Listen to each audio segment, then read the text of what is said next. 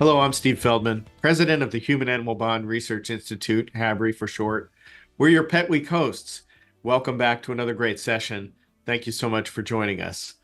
I want to make sure I thank our host for today's session and thank all of our Pet Week sponsors who are making this virtual programming possible.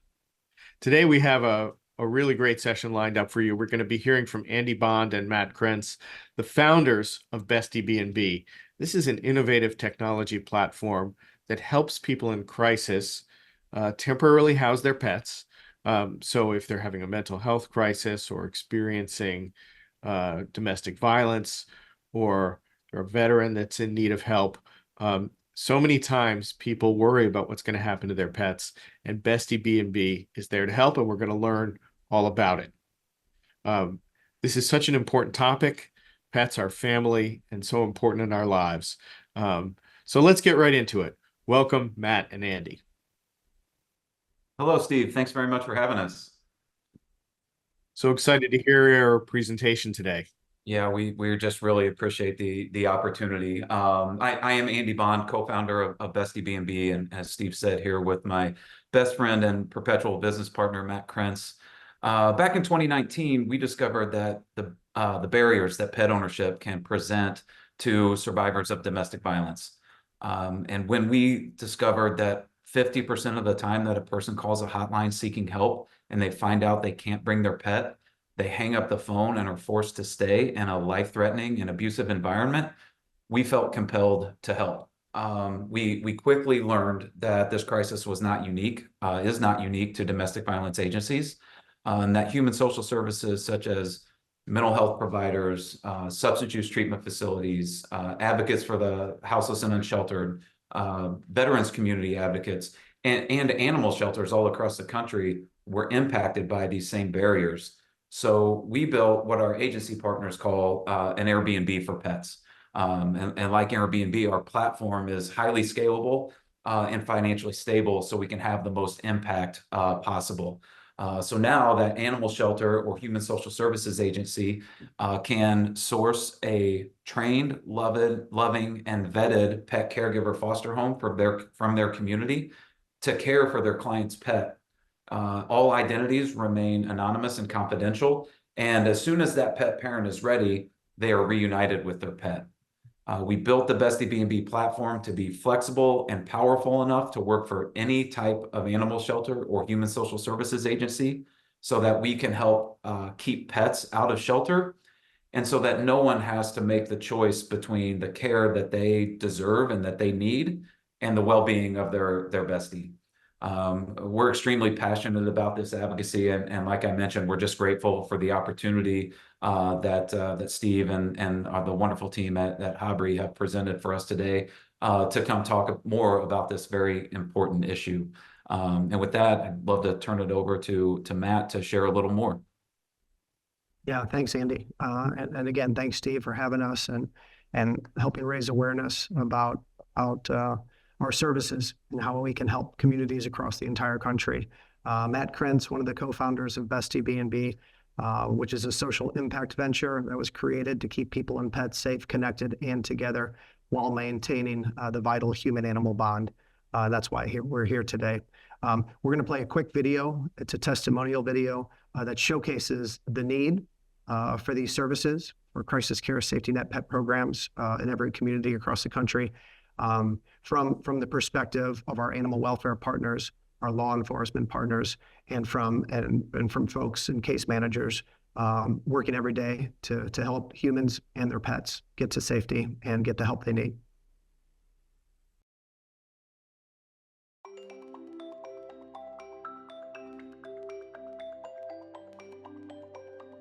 I've lost count literally how many calls for service I've handled involving domestic violence, where I've had a victim of domestic violence who is in a very dangerous situation, who wants to flee from the abuser but has been reluctant to do so, or absolutely won't because they know that when they leave that abuser, their pet is going to be harmed or killed. I'm still amazed at how often this is part of conversations with our callers. And I heard every detail of that dog. sounds like adorable, but that's the reason that she's living right now. So it's got to be a place that can take that dog all the time. I mean, all the different stories, when, police are trying to assist somebody in getting to a hospital, it's like, but what about my dog? What about my dog? She has 3 dogs and they're the world to her. And the only way she was going to be able to go into treatment was if we were able to locate a place for the dogs to go. And when we need fosters for people that are struggling and need hospitalization, or they just need a break, they can call their case manager and then arrangement can be made almost immediately to get that pet into foster care.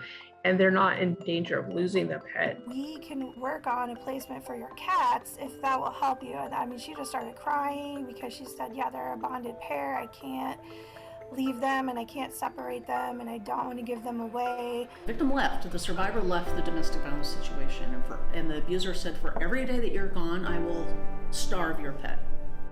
I don't know. I really like the program, and I like the freedom that it gives clients that are in our community to be able to access that kind of a foster care system. Now, with the resource of BestyBnB, we can at least know that their pet will be safe, and we can help them to know their pet will be safe during this process to alleviate that obstacle and that barrier. Research clearly shows that owning a pet, reduces levels of depression and anxiety, gives people a reason to live, gives them a purpose. This reminds me of working with women and children. Our antiquated ways of doing things was to take that baby from that mother as soon as they were born, and then women and children's programs, residential came along and we're like, no, we need to keep that mother with that baby. We need to make sure that bond stays intact. Because we know, again, from research that women tend to be more motivated, right, to recover if they can caretake for their own children, to maintain that relationship. They're highly relational. This is so similar to me that, to be able to maintain that connection with that pet can be it could be all the difference, right, between the will to live, the hope, the extra effort that's sometimes needed, and the obstacles certainly that they face trying to get well, to know that they're going to be reunited with that pet.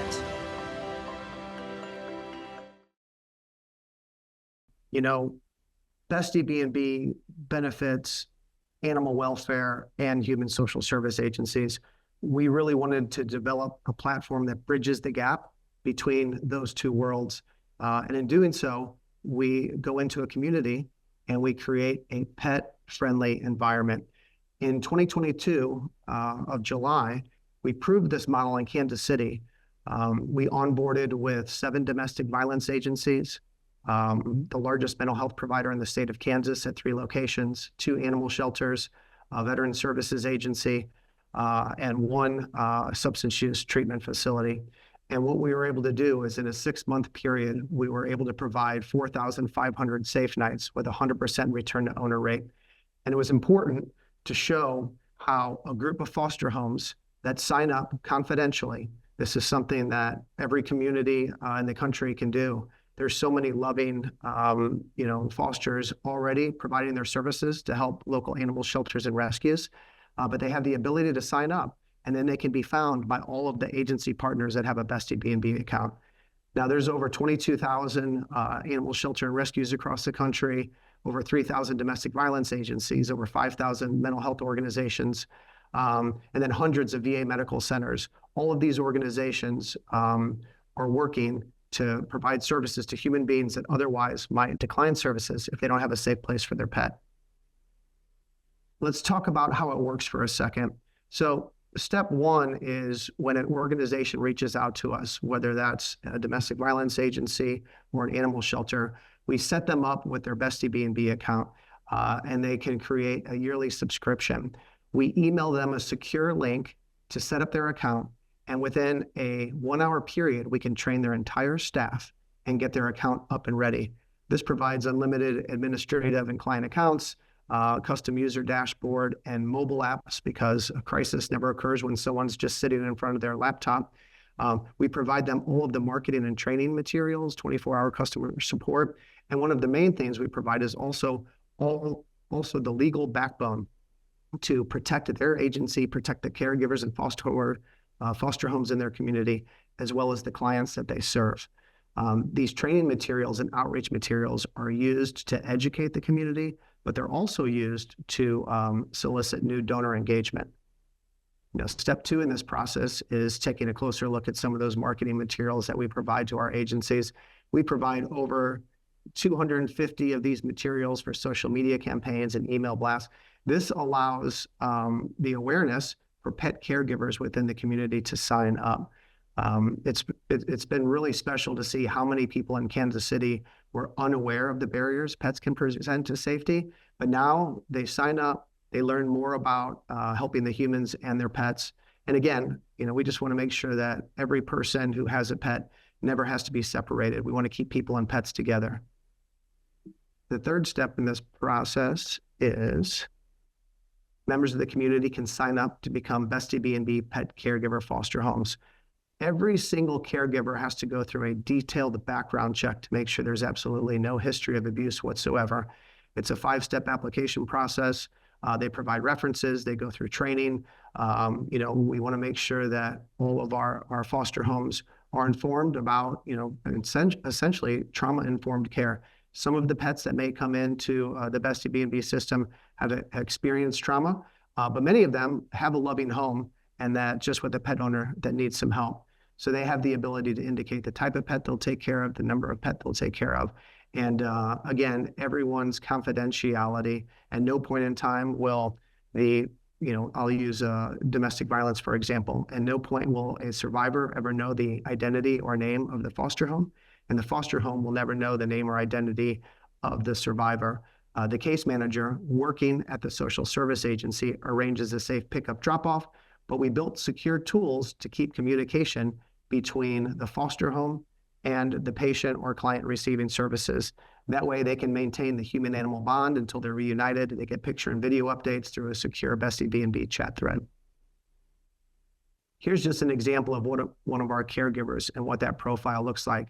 It's important to point out, at no point in time does the individual in a crisis situation ever pay for any of these services. In fact, it's a tremendous cost savings for the organization that is running the BestyBnB account. Each agency, when I say agency, that's a shelter, domestic violence agency, mental health organization, they put a credit card or a bank account on file. And then every night a pet stays with a foster home, there is a small technology fee that they pay. Every foster home has the ability to charge a fee or donate their services, and they keep 100% of the rate they set. Right now, it's an 86% cost savings from a traditional brick and mortar boarding facility. And what we had hoped is actually taking place. Just over 50% of all the foster homes that sign up in our system have offered to donate their services to our nonprofit partners for free. All right, let's take a look at our map of the United States. BestyBnB accounts have been created at 42 agencies in 16 states since we launched in July of 2022. All of the states with the BestyBnB icon is where we have active accounts. We look to create an anchor account at one of our animal shelter partners. And then from there, they are often getting phone calls, sometimes on a daily, often on a weekly basis from local human social service agencies needing help for their clients. Now they can say, hey, we're going to introduce you to our partners at BestyBnB, and we can help you create your own crisis care safety net program. And then that animal shelter and rescue partner can become a safe pickup drop-off location. What they love about this is it prevents owner surrender of those pets to their facility, and it gets the entire community engaged in maintaining the human-animal bond.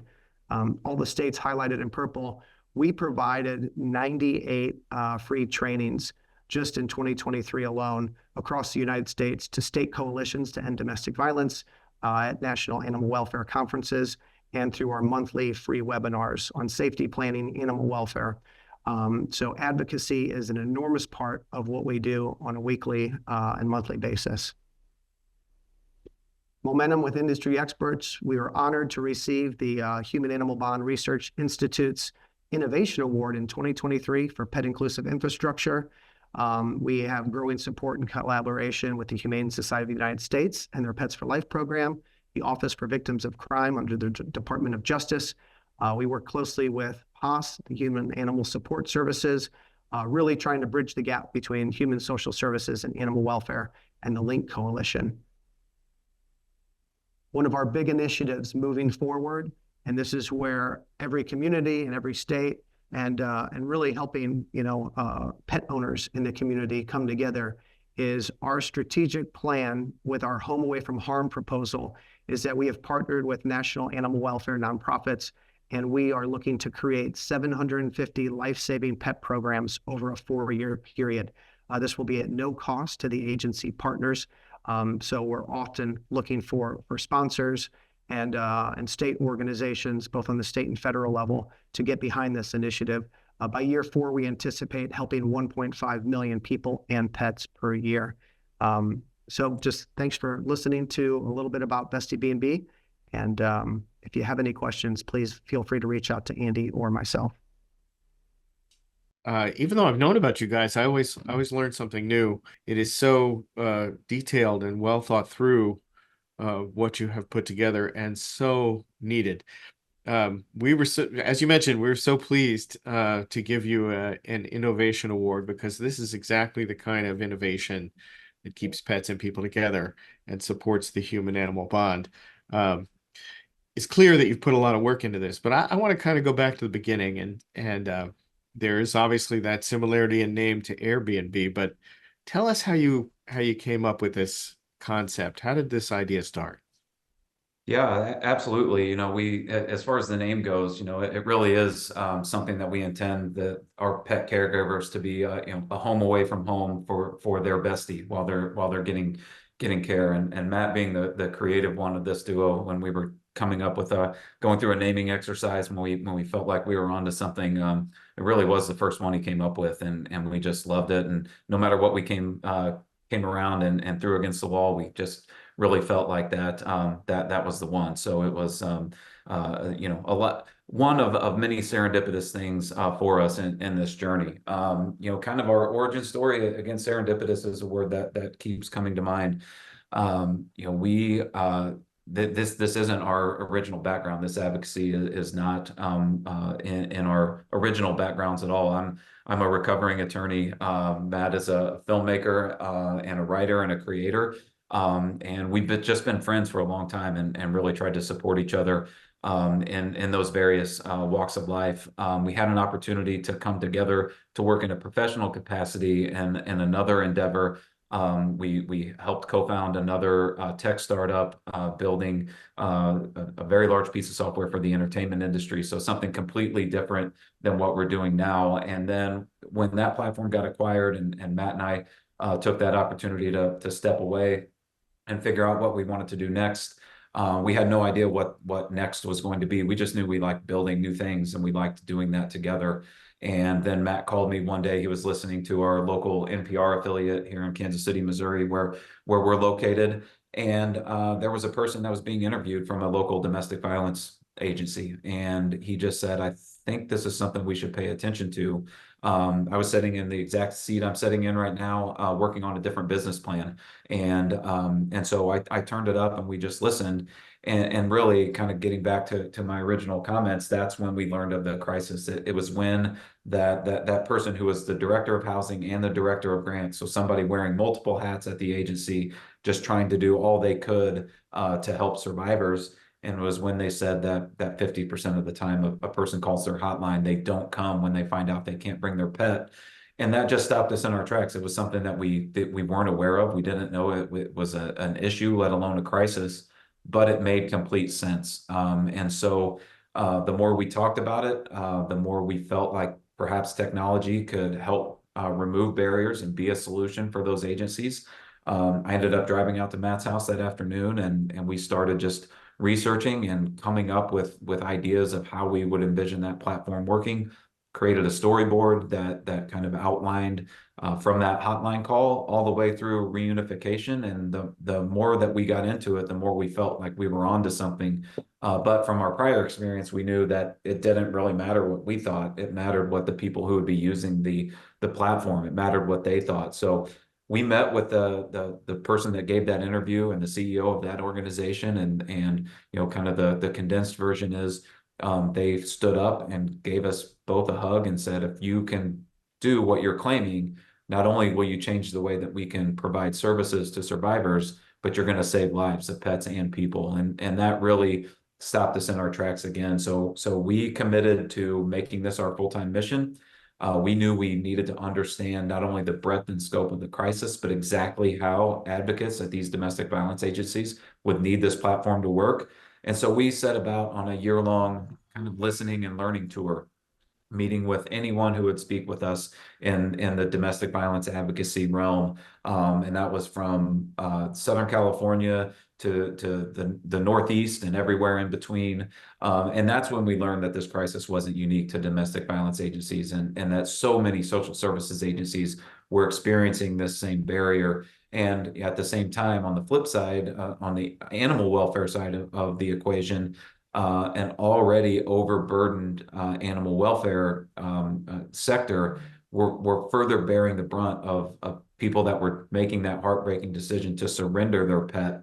And so they were dealing with this crisis of owner surrenders from people who wanted to be able to keep their pet, but just felt like they had no opportunity to. So that experience enabled us to build the platform to be as powerful and robust as it is, but also as flexible as it needs to be able to work for any human social services or animal welfare agency, and then serve as a bridge between those two sectors who are doing crucial and vital and hard work in their various sectors. And we wanted to be a bridge to enable them to collaborate more effectively and efficiently, and in some cases in ways that weren't able or existing prior to BestyBnB. So that's probably more than you were wanting in that, but it is something that we care very deeply about. We have a story that, the more we dug into it, the more compelled we felt, and the more responsibility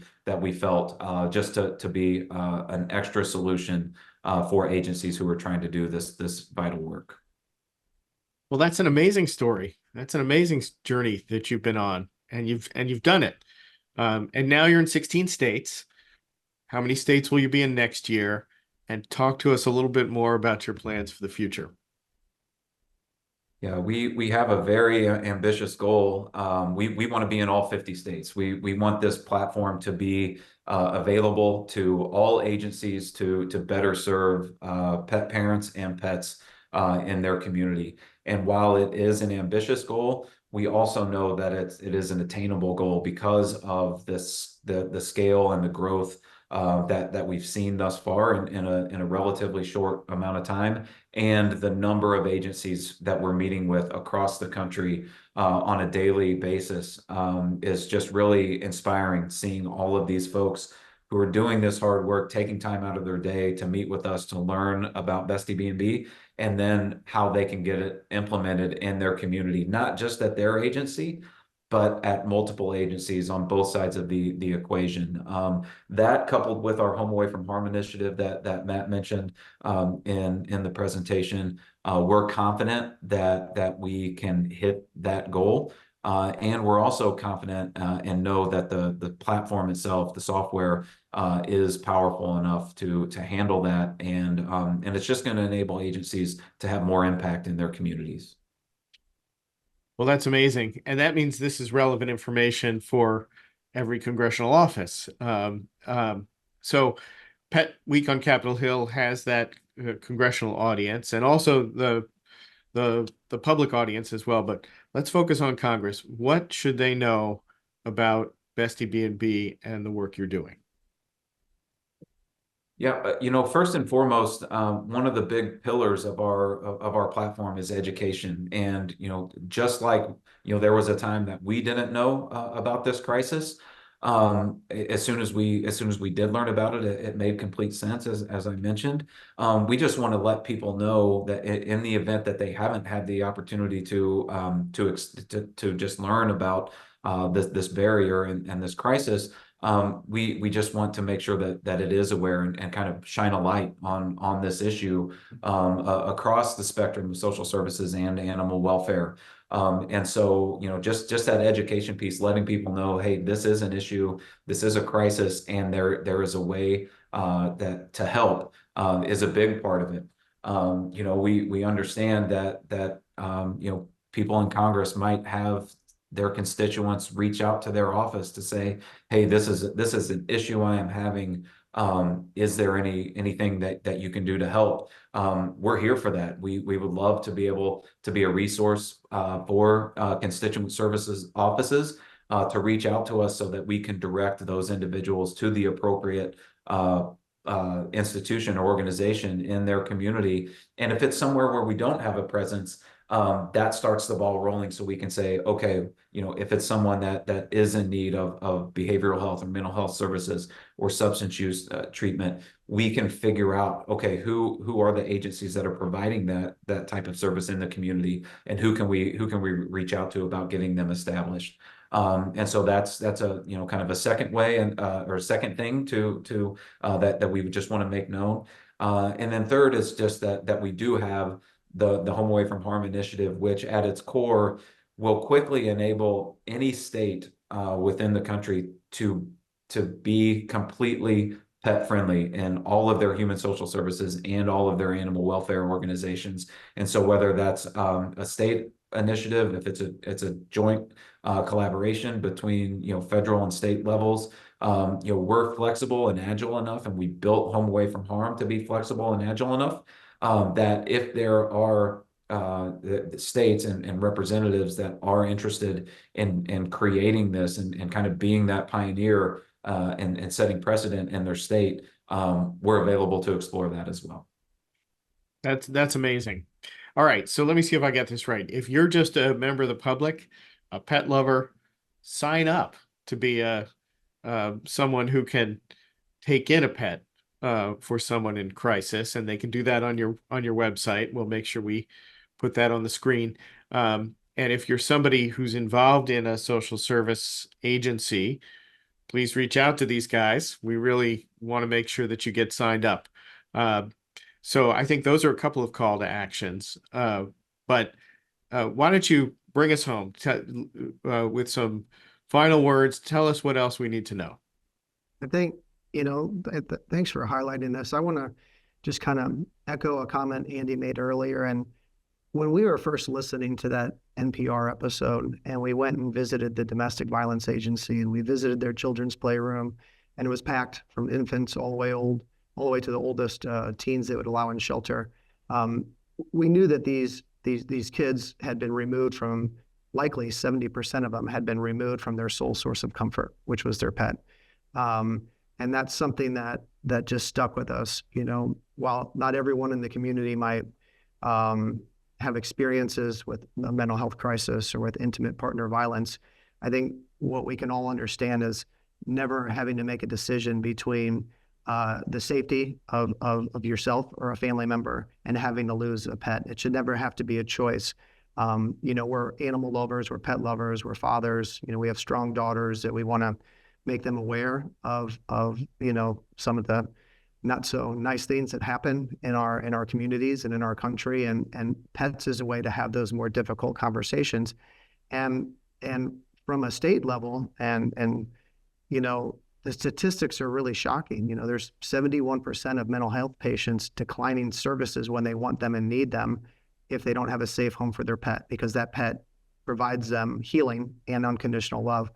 And you know, over 50% of abuse survivors calling hotlines, and veterans wanting and needing help and declining it because the only alternative is they have to give up their pet because they don't have a safe home for them until they can be reunited. We're here to help. I mean, that's, you know, reach out to us. You know, if we don't have the solution, we'll help find the solution, and we'll help create the solution. We know that the only way to successfully execute, you know, preserving the human-animal bond for these people in crisis is by working together and essentially bridging that gap between animal welfare and social services. So we greatly appreciate, you know, bringing awareness to these barriers in this crisis. And we're here, you know, we're here to work with members of Congress and their constituents to make sure that everyone in that community becomes stronger together by working together. Matt, Andy, thank you so much for joining us, for sharing your inspiring story, for creating BestyBnB, and for the incredible work you do to protect people, to protect pets, to support the human-animal bond. Thank you so much for joining us. We appreciate that very much. Those kind words do mean a lot. And, likewise, keep up the great work. Human and Animal Bond Research Institute is doing such wonderful work and important work. And we're just happy to be here to talk about it, have the opportunity in this platform. And as Matt said, we're here. We're here for HABRI. We're here for constituents. We just want to be a resource to remove this barrier and make a world that's better for people and pets. That was amazing. Thanks again to BestyBnB. I hope some of you will visit their website, learn more. We have more information on petnight.com, where you can learn about our upcoming sessions and watch any of the sessions that we've already aired on demand. Thank you so much to our session sponsor and our Pet Week sponsors who are making all of this virtual programming possible. Thank you again for watching. We'll see you soon.